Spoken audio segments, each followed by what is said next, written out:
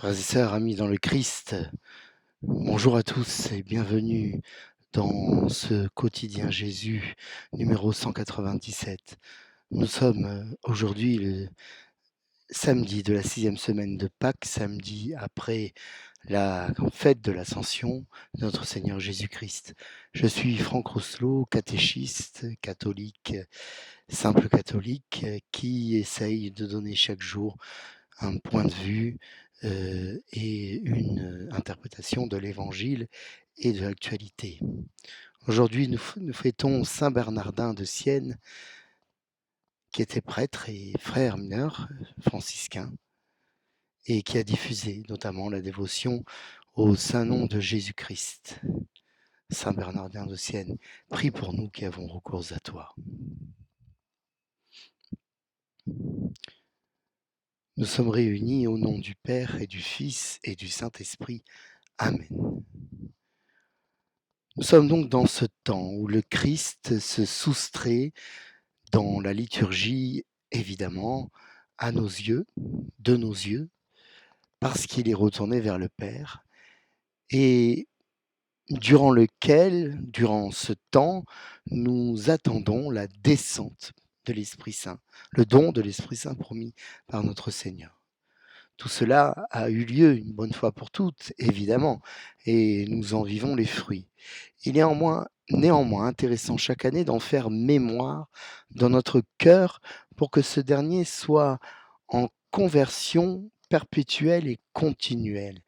La grâce de la plénitude, nous l'atteignons à la fin de notre vie, lorsqu'à notre tour, nous retournons vers le Père et durant notre pèlerinage sur la terre, nous devons accomplir le devoir de vivre, c'est-à-dire d'évoluer dans ce monde fécond tout en respectant la volonté du Seigneur. Cela n'est pas simple, cela n'est pas impossible.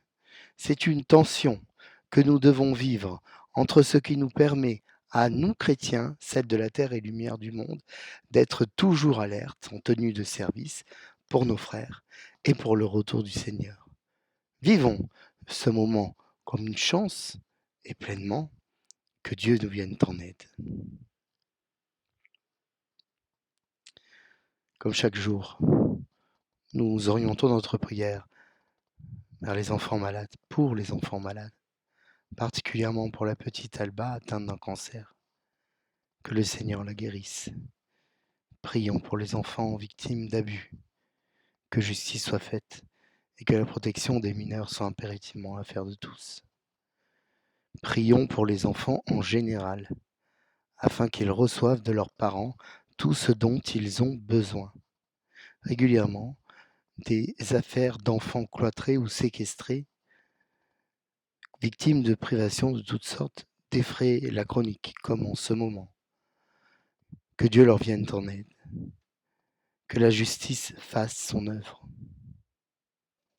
Je prie aujourd'hui très personnellement pour mon ami Gabriel qui fête ses 40 ans.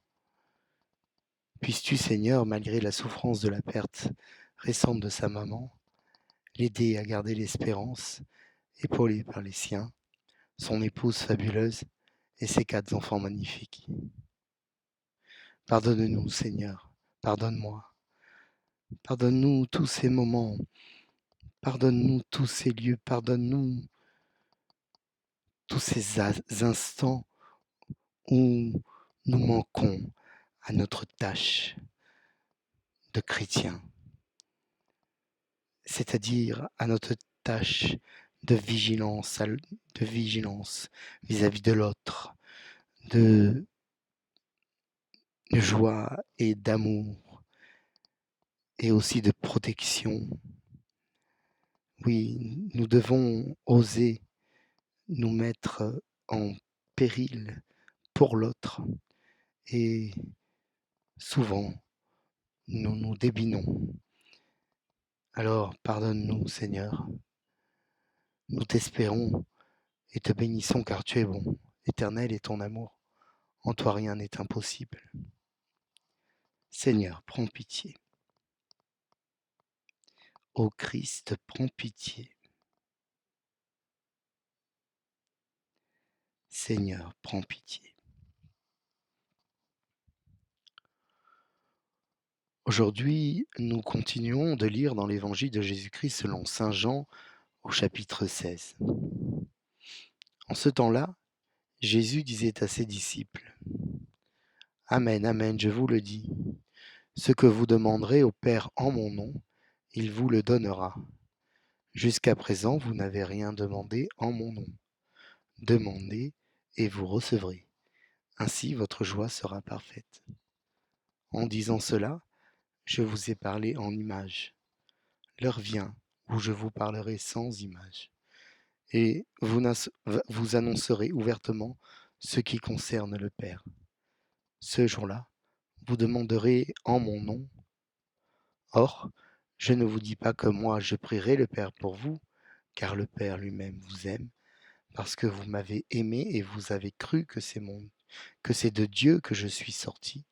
Je suis sorti du Père, et je suis venu dans le monde. Maintenant, je quitte le monde et je pars vers le Père. Nous acclamons ta parole. Louange à toi, Seigneur Jésus.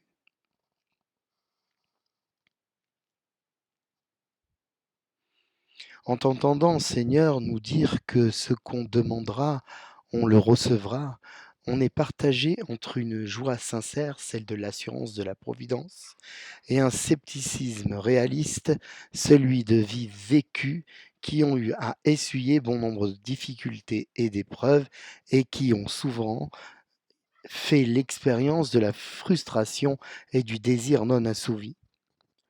Peut-on tout demander à Dieu? La réponse est oui, clairement oui. Peut-on demander n'importe quoi à Dieu? La réponse est toujours oui, et toujours clairement oui.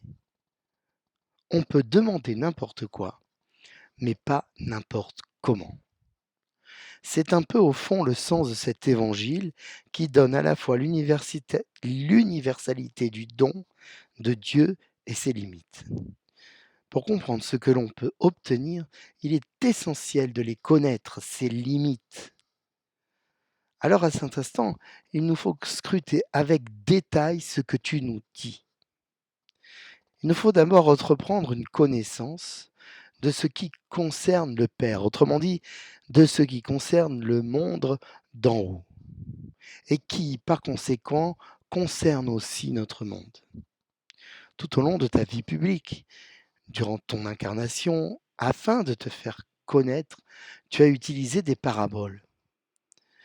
C'est notamment avec le langage des gens de la terre, très facile à comprendre pour ce peuple d'agriculteurs auquel tu parles, que tu as rendu clair des concepts qui ne l'étaient pas naturellement.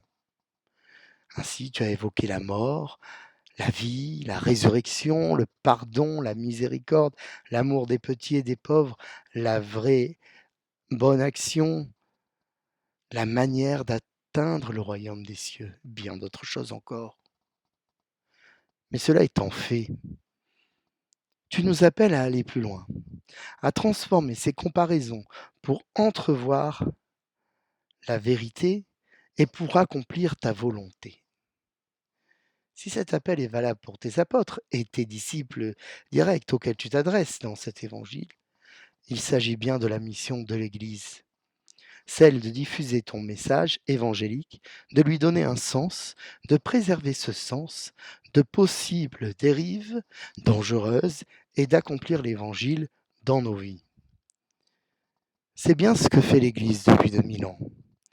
De concile en synode, de pape en saint, de théologien en exégète et de chrétien en chrétien. C'est ce que font chaque jour, particulièrement le dimanche, les prêtres qui, après avoir lu la parole de Dieu, nous l'expliquent durant l'homélie. C'est aussi le rôle des catéchistes, comme moi, qui s'adressent aux petits et aux plus grands. Il est essentiel de connaître les fondations de notre foi.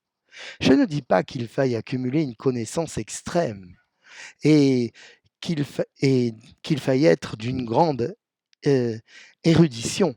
Ce serait là de l'élitisme primaire. Je dis qu'il y a des choses qui viennent de toi et d'autres qui ne viennent pas de toi, et cela, tu l'as rendu visible pour tout le monde. Tu dis, ce que vous demanderez au Père. Voici un premier commandement. Nous adresser au Père et comprendre que Dieu est un et trine et qu'il est intimement Père, Fils et Saint-Esprit. Ainsi, Dieu exprime sa volonté par le Père, sa parole créatrice par le Fils et sa force d'amour agissante par le Saint-Esprit. Tu dis en mon nom, adressez-vous au Père, ce que vous demanderez au Père, demandez-le en mon nom. En nous adressant au Père, nous questionnons la volonté divine, volonté qui est souveraine et qui seule est bonne pour nous. C'est ainsi. Si nous nous adressons en ton nom, Seigneur Jésus, cela veut dire que nous présentons par toi, en toi et pour toi. Toi qui connais le Père, tu nous permets, si nous t'écoutons, de savoir ce que le Père veut pour nous. Alors, me diront certains, pourquoi le Père ne nous le donne-t-il pas tout de suite? Dieu nous veut libres. Il n'est ni dictateur, ni redresseur de tort.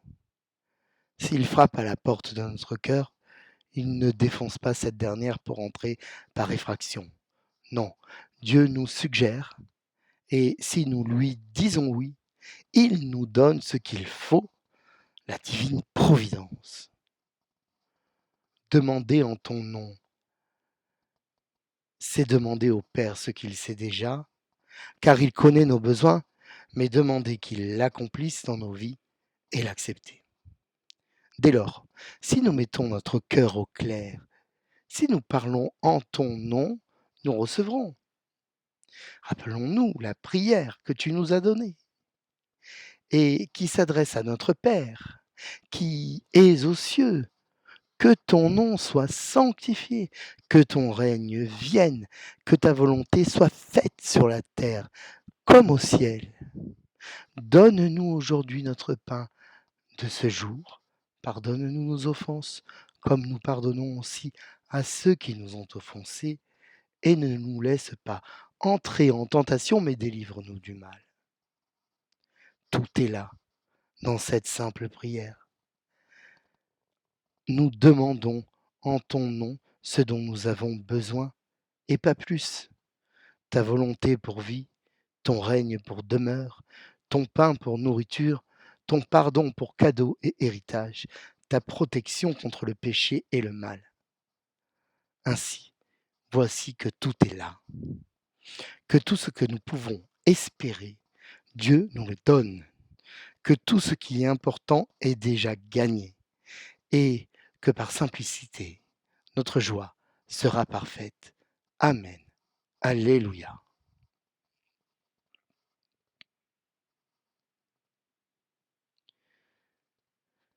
Prions. Nous pouvons lire aujourd'hui dans l'office des lectures un extrait du commentaire de saint Augustin sur l'évangile de Jean et les deux vies. L'Église connaît deux genres de vie qui lui ont été révélés et recommandés par Dieu. L'une de ces vies est dans la foi, l'autre dans la vision, l'une pour le temps du voyage, l'autre pour la demeure d'éternité, l'une dans le labeur, l'autre dans le repos, l'une sur la route, l'autre dans la patrie, l'une dans le travail de l'action, l'autre dans la récompense de la contemplation. La première est symbolisée par l'apôtre Pierre, la seconde par Jean. La première est en action jusqu'à la fin du monde, avec laquelle elle trouvera sa propre fin. La seconde doit attendre son accomplissement après la fin de ce monde, mais dans le monde futur, elle n'a pas de fin. C'est pourquoi il est dit à Pierre, « Suis-moi ». Et au sujet de Saint Jean, « Si tu veux qu'il reste, si je veux qu'il reste, jusqu'à ce que je vienne, est-ce ton affaire? Mais toi, suis-moi. » Fin de citation. Oremus. Avant de s'en aller près de toi, notre Père, ton Fils promis aux apôtres l'Esprit Saint. Ils ont reçu de toi des grâces innombrables qui leur ont fait connaître les choses d'en haut. Répands maintenant sur nous les mêmes dons de l'Esprit.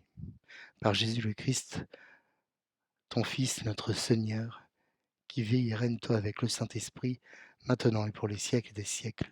Amen. Tournons-nous vers Marie. Je vous salue Marie, pleine de grâce. Le Seigneur est avec vous. Vous êtes bénie entre toutes les femmes, et Jésus, le fruit de vos entrailles, est béni. Sainte Marie, Mère de Dieu, prie pour nous pauvres pécheurs, maintenant et à l'heure de notre mort. Amen. Notre-Dame de la paix, priez pour nous. Notre-Dame de la paix, priez pour nous. Notre-Dame de la paix, priez pour nous. Je vous souhaite, chers frères et sœurs, à toutes et tous, un bon samedi, jour de Marie pendant le mois de Marie. Je vous souhaite un bon samedi de ce long week-end de l'Ascension.